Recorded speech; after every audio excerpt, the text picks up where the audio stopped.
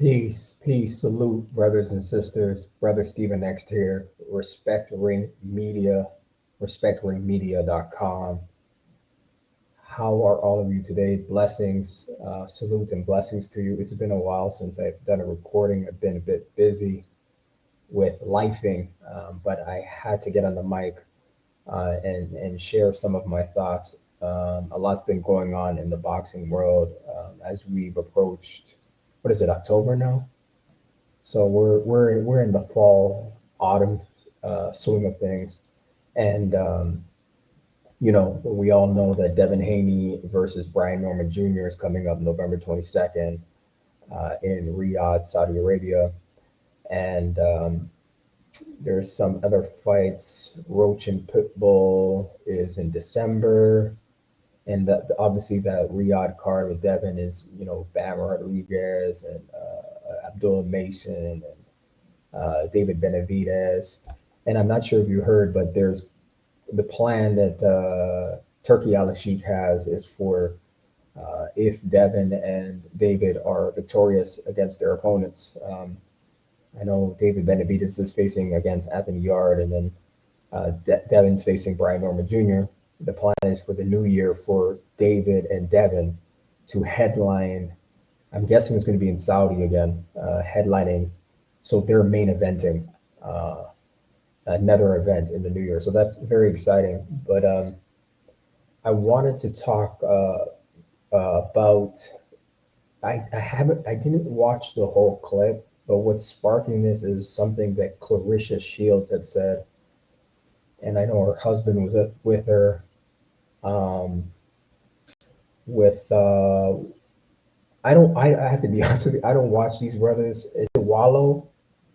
And the brothers out in Philly, they're always at fights. I don't watch these. I have to be real with you. I don't watch I don't watch the show. I mean, I see clips.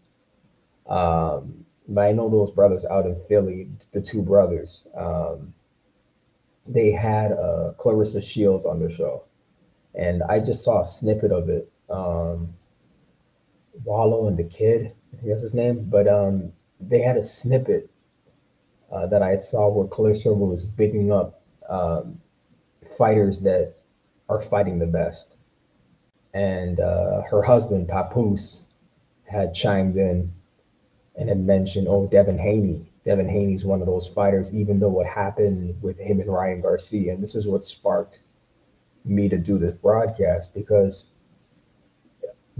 I've often, in talking to folks online and in real life, I always hear this, like, there's always this asterisk with Devin Haney and Ryan Garcia. And like, even though, Devin's fighting the best, but, what Ryan did to him, he lost to Ryan. And people are always emphasizing it, particularly boxing fans, right? So like, they're always emphasizing that Haney lost, but they don't talk about the loss of getting overturned to a no contest. They never say that. They always say he lost to Ryan, as if Devin Haney's undefeated. Ryan Garcia is not undefeated. He's not an undefeated fighter. He has two losses. He recently lost to Rolly, as we know, and he lost to Tank. And Tank and his fan base, which I think are the most toxic fan base in all of boxing, they are the ones, and it starts with Tank as the leader, are the ones that always emphasize that, oh, Devin was beat by Ryan, right? Nobody wants to talk about Tank's draw, but they want to talk about Devin's so-called loss. It's not a loss. It was overturned. Initially, it was a loss, but there was PED use, right? So before Haney versus Norman Jr., I want to talk about what fan hypocrisy says about boxing culture, because what we're dealing with right now is people that talk out of two sides of their mouth. So, and I was a little, when I heard Papoose say that, I was agitated because it just triggered for me all the bullshit that I hear from fans where they don't, and I know this for a fact because I was at a Tank Davis fight party. Okay, an actual fight party, not online. Like I was at my mentor's house, and he invited his family in the state that I live in, and um, he had all his nephews and all that, and he invited me because he knew I'm a boxing fan and an analyst, and we were watching Tank Davis versus Frank Martin Jr. And his nephew is the biggest Tank fan, and a lot of his friends that came were all Tank fans. So I'm like one of the only Devin Haney fans. There was another young man there that liked Devin too, and he knew boxing. But I was really surrounded by a bunch of Tank fans, and you could tell they were casuals. And I forgot what he had said, but I know it initiated me to say, like, what? Like, you don't care about, he said something about Devin losing to Tank. That's what it was. I was like, what? So, and at this time, NYSEC, the New York State Athletic Commission, did not overturn the result yet. We had found out that Ryan had cheated, um, but NYSEC wasn't making a decision. So we got back the test results, and it said Ryan popped 30, but NYSEC was still deliberating on what to do. So there was that window where Devin still had the loss on his record, right? So this was at that time. And I remember me saying, like, what? Like, you don't care that a guy took a bunch of drugs and is hitting somebody? And I remember pounding my hand, and the room was silent. To say it was awkward it was an understatement, because my consciousness or my cognizance of that issue, they couldn't process my awareness and my stance on drug use, right? And this is the thing, like Tank fans, Tank casual boxing fans, Devin Haney haters, um, like there is a toxic element of boxing fans and boxers and analysts that are okay with PED use in boxing, especially as it pertains to Devin the Dream Haney. They are okay with it. They are okay with seeing Devin on the canvas. They got a psychological boost, including Tank, because he said he was laughing or he was overjoyed when Devin was on the canvas when Ryan hit him. Listen to this little punk in Baltimore. Listen to what he said. He said he was happy to see a drug cheat knock Devin Haney to the canvas. How much hatred do you have to have for a man? And you're a fighter, and you're okay with PED use in boxing, right? And this is why they say Devin Haney fans are insufferable. Yeah, we are. We're ruffling feathers because we're trying to make things go right in the sport of boxing. And we're talking about something that's making people very uncomfortable, which is drugs. And I think there's just an element. I think these people are basically drug addicts. That, to be honest, that's my theory. These people are a bunch of drug addicts. Whatever they're doing, right? Hardcore drugs, recreational drugs, that's your business. So they take their personal drug usage and they're like, well, what's wrong with using drugs? They don't have a problem with drugs in general, right? So they can't compute why an athlete, a professional athlete, cannot take performance enhancing drugs because they're not real boxing fans. They're not athletic people. These are people that they don't run. They don't. I just came from a workout. I work out every day. These people are not athletic. They don't know what it is to step in a ring, right? So they're like, well, they just want to see a fight and get drunk, right? And I think these people, my theory is they're drug users. So they can't compute why you can't have performance enhancing drugs in boxing. It's not allowed. It's illegal because it gives a person unfair advantages in the ring, and it's dangerous. And it's not only dangerous for the person you're hitting, it's also dangerous for you to even consume these things in your body, right? Look at well, I don't want to even say this person's name. I was going to go on and say something else. Let's just say a professional. I don't want to say his name. A professional wrestler who's very well known who recently died a couple months ago, and he died at 60 something years old. I'm like, nobody's asking why this man died at 60 something, and I think it was a heart issue. Well, everybody knows professional wrestlers take steroids, and that stuff messes with your body. 60 something years old is too young to die, in my opinion. But no one's talking about it because there's just this okay use of drugs in society and in sports, and particularly in the sport that I love, which is boxing. So before Haney versus Norman Jr., what fan hypocrisy says about boxing culture is that the current boxing culture is toxic and it's okay with cheating. It's okay with cheating, especially elite black fighters like Devin Haney, especially Devin Haney. This is why Golden Boy still has the fight up and there's no context, and they say we'll never forget, and they have it on their YouTube page. You can go to their YouTube page and you'll see the fight's still there. No context about PED use. People analyze the fight to this day without the context that Ryan Garcia was enhanced. They do this on purpose, right? Look at the society we live in. We live now in the gaslighting age. That's what I call it. We have a society, American society, where the president and on down are gaslighting the whole public, trying to rewrite history and take historical facts out of museums and trying to say that slavery didn't exist. And this is happening in society. And I've always said the most dangerous people to talk to are gaslighters. You shouldn't even engage in a conversation with gaslighters. And we have major gaslighters in the sport of boxing.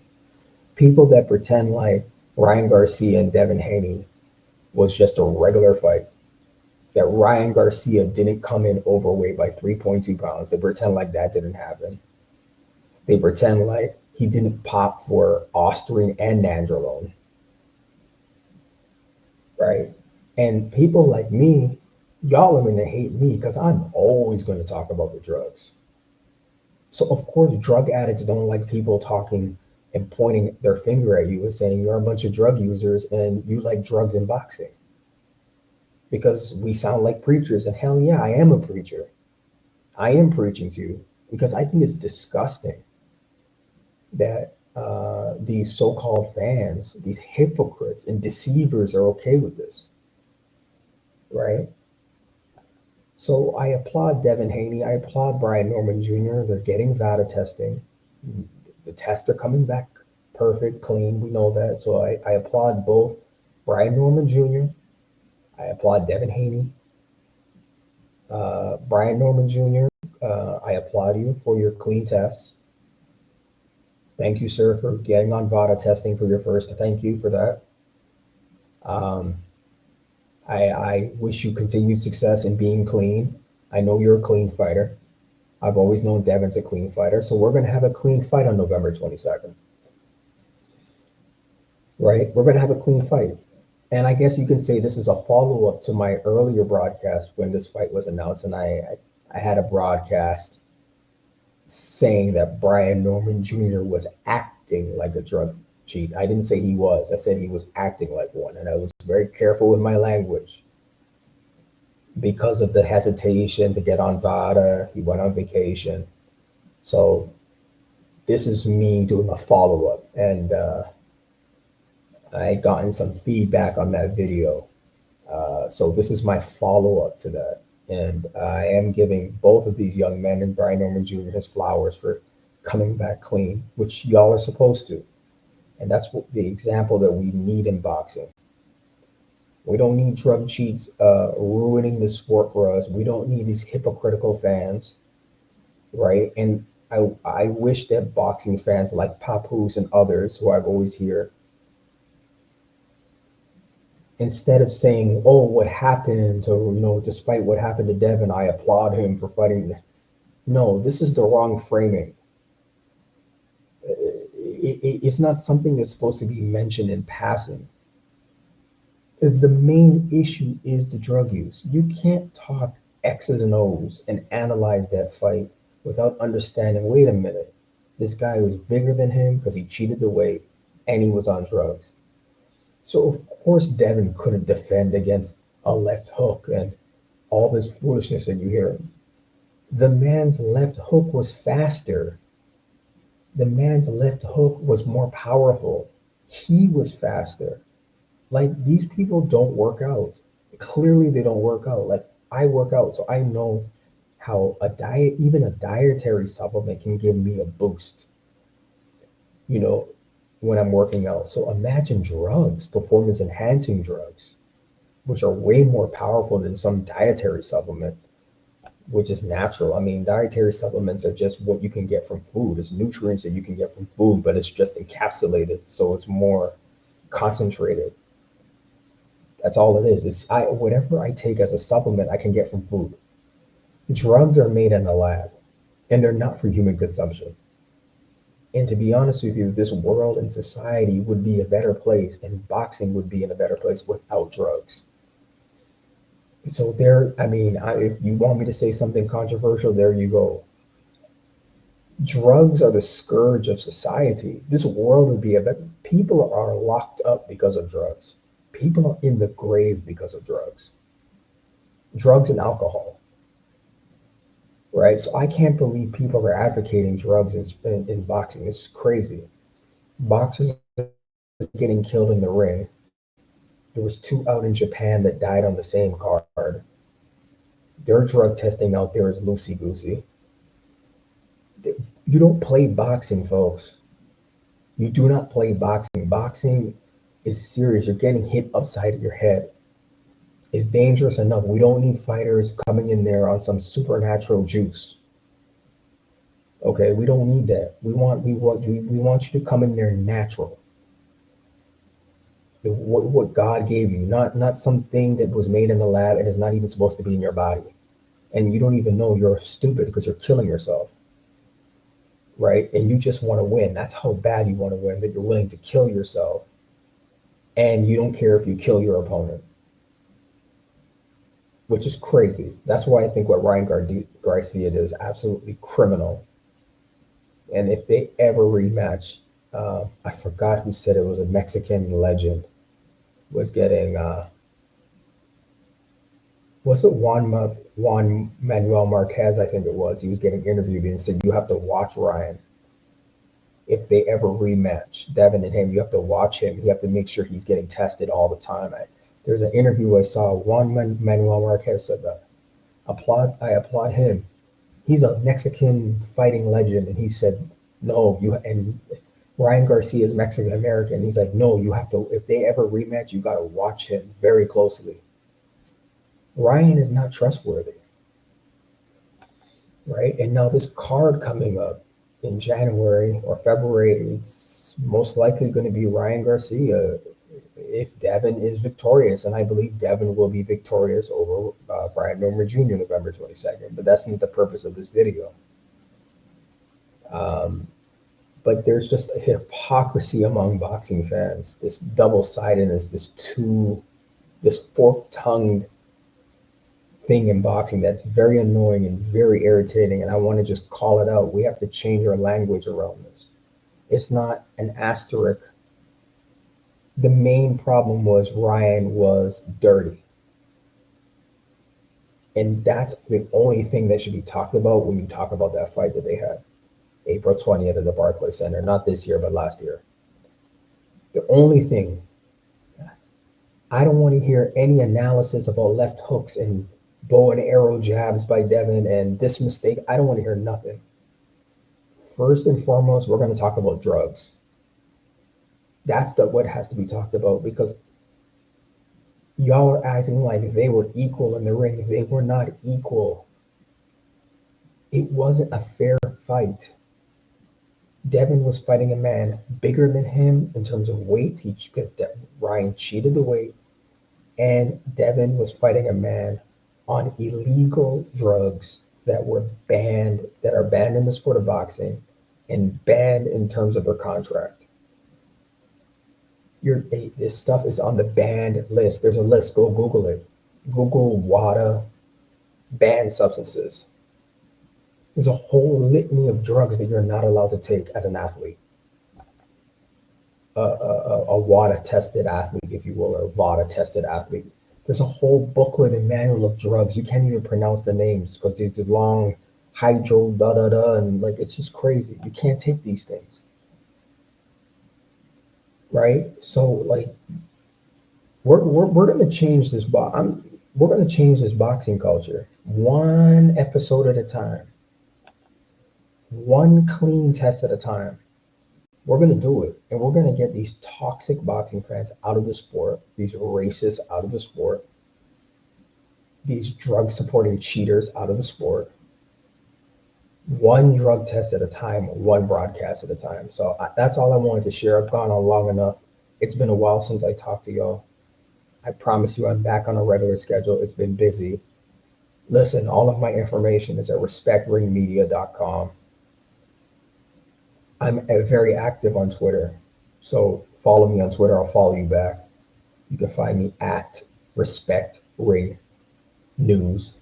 You'll see the name Respect Ring Media, Stephen X. Shoot me an email anytime, respectringmedia@gmail.com. That's where I check for articles. I'll put them on the website, or shoot me questions, comments. I would love to hear from you. Please like this video, subscribe to my channel, share the video if you can. That would help. If you want to support me in any way, the best way is through Cash App, $ Respect Ring Media. And yeah, I'll be back for a more detailed X and O's analysis of Haney versus Norman Jr. for November, because we're approaching this time. They're training hard. Both are in shape. But the purpose of this video was really to address the fan hypocrisy. Peace and blessings. Thank you so much for listening. And until next time, peace and salute. Brother Stephen X out.